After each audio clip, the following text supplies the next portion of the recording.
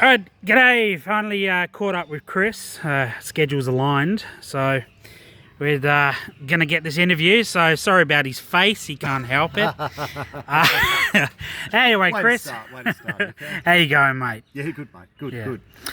All right, so let's get straight into the questioning because we've already been chatting around off camera for a while. So, first question: what got you into storm chasing?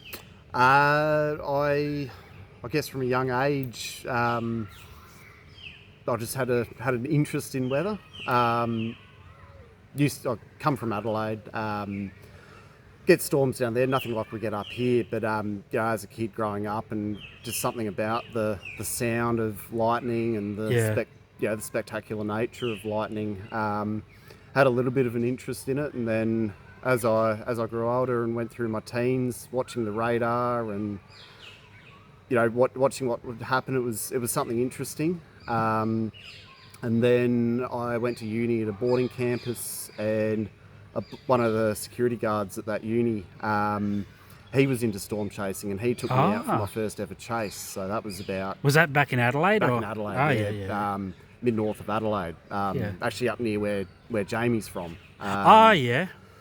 And so he took me out, and it just fascinated me. And then I had a caravan, bit like yourself, what you're doing, travelling around Australia. Yep. I did the same thing, and then I came up to Darwin, and chasing for me used to just been getting my car, watch the radar, and drive out and sit there and watch it. Yeah. Really enjoyed that. Then probably about 8 years ago, I found Mike O'Neill's page and Stormscapes Darwin, and he put up a post about forecasting of lightning and some of the technical aspects of lightning, and I saw that and went, well, this is interesting. So I reached out to him, and pretty much every night for the next year or two, talking, and he taught me you could actually forecast Sexting these each things. other, Nerd talk. Yep. And it fascinated me that you could actually predict these events, and just having that idea that you could actually see, you could go out there and watch it happen. Yeah. And was he the one that taught you how to read soundings and stuff like that? He taught me how to read soundings. He taught me a lot about lightning. Just with his knowledge of lightning and formation and everything. You want an interesting chat, you sit down with him for hours, he'll tell you everything there is to know about lightning.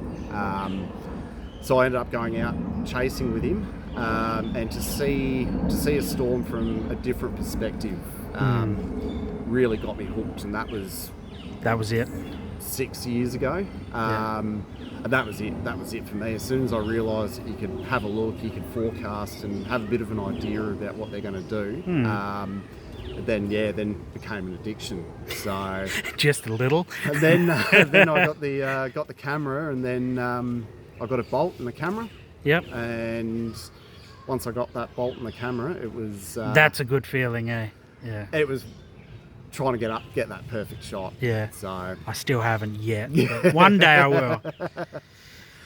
And all right, so obviously you've chased a lot of storms. I mean, I've been on one full day, and then we caught up at East Arm the first time. Had a couple, Yeah. I would imagine that when I say what was your most memorable experience would probably be a storm. But what storm? If there is one. There'd be, probably one. I was with another one from Pilco's Costa. Yep. Big Greek Malacca who comes up every year. But we headed out to Bark Hut in the afternoon. Doing the Arnhem Highway. Arnhem Highway. So we went out there and pub crew. Got out there in the afternoon. Wow. That was interesting. I stopped for a beer, and he sat at the table. Do we have time? Do we have time? Do we have time? Yeah, mate, no worries. So we went out there, went to Bark Hut, and the storm formed right on time, right where we were expecting it to go. And got the cameras out, shot it. We didn't get much. So then we followed it back in. I think we were on the road for maybe 6-7 hours. Yep. Chasing this thing back in, and got back into the city, chased it all the way back, and I don't think we'd had a shot by that stage. He might have had 1 or 2 pencils, and we thought, oh well, that'll be it. Went up to his room, the top of the Oaks Hotel in Darwin. I think I remember seeing photos for these. Get some really, really cracker shots. And so we went up on the balcony, and we were sitting there, and there was a bit of flashing going on, and I still had my camera going. Yep. Next thing, just from nowhere, right across the sky, a big crawler across, a couple of CGs down the middle, and yeah, I think I do remember seeing that. I knew I'd got something special, and I sort of sat there with a grin on my face for a couple of seconds, and I looked over at him, and he sort of, what's going on, mate? My shutter's closed. So I got the shot, but for the next hour it was just a barrage of lightning. So that's probably one of the most memorable storms I've had, amongst many. Yeah. How about weather in general? Are storms your most memorable, or other? Obviously Marcus. Yep. I wasn't sure if you were here for Marcus. Yeah, I was here for Marcus. That was my first cyclone. And even that was interesting because I was outside going, oh, this is awesome. And I was sort of looking at it going, it's not much to this. And I decided to get in my car and go for a drive right as the eye was coming over. As you do. Wanting to see it, wanting to experience it. And I got about 200 metres down the road, and a tree just came down right in front of me, and I went, shit. Yeah, right. Well, this is what a cyclone's like. So straight back with the tail between the legs inside. Yeah, no, that was silly. So that's probably the biggest weather event that I've experienced. Yep. And I think one of my last questions is going to be, anyone that's thinking of getting into storm chasing, what would you recommend them do? Like, I guess where to go, what information, where to start, like how you did. Like, so would you tell them to go to talk to someone like Mike or Mick or whichever one it is? That definitely. Definitely talk to people. Yep. What I've found, there's a lot of people out there willing to share their knowledge, as long as you're willing to listen. You approach it wanting to learn, not thinking you know everything. Yep. Pilco's obviously got his chat. Yep. And you'll find a lot of very knowledgeable people in that group that are more than willing to share their information and teach you. That was the thing with Mike. Mike taught me Mike taught me a lot, put a lot of time into teaching me everything. And then people I met along the way, Cam Hines has taught me a lot, even though not many people like him. And that's purely for the fact that he lived in Gove. And he's short. And he's short, and he bragged about all the rain they got. So that smug little bloke. And obviously Pilco. Still waiting for my wallet to come back from the last time we chased with him. And that's the thing about Pilco's. Everyone's there. We're all there for a good time to, have fun, have a beer, enjoy the weather. But for anyone that actually wants to know about it, reach out to anyone, and they'll be there. Just not Chris. Just not me. I know nothing. Yeah. But even the amount of times I've chased, and I'll meet somebody on the side of the road and no idea who they are, and have a bit of a chat, and then I find out.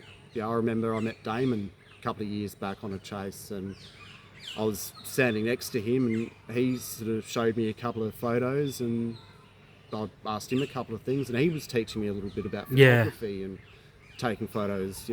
Rob Sinclair all the time down at East Arm. Yep. Anyone out there will, the East Arm veteran. Yep.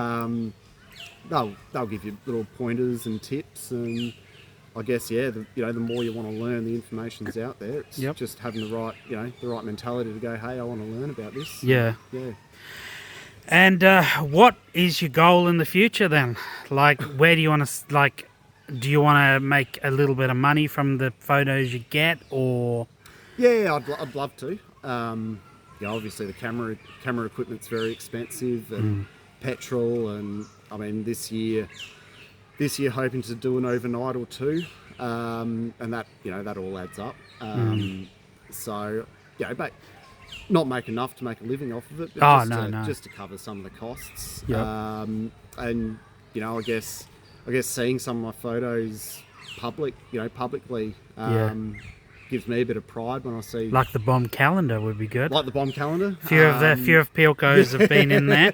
Not Jamie himself, but he's in Playboy magazines mostly. Jamie is, so yeah, and that's when they went broke. So I guess I had NT News, ABC, 9 News. I look at that and go, with just a little bit of pride, going, I've achieved something. Yep. There are a couple of things coming up the end of this year that when they do come out, I'll let people know. But just having something to be proud of, really. Yeah. Well, Chris runs his own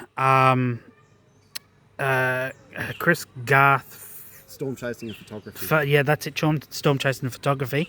I'll put the link in the comments or in the description, depending if you're watching this on YouTube or Facebook.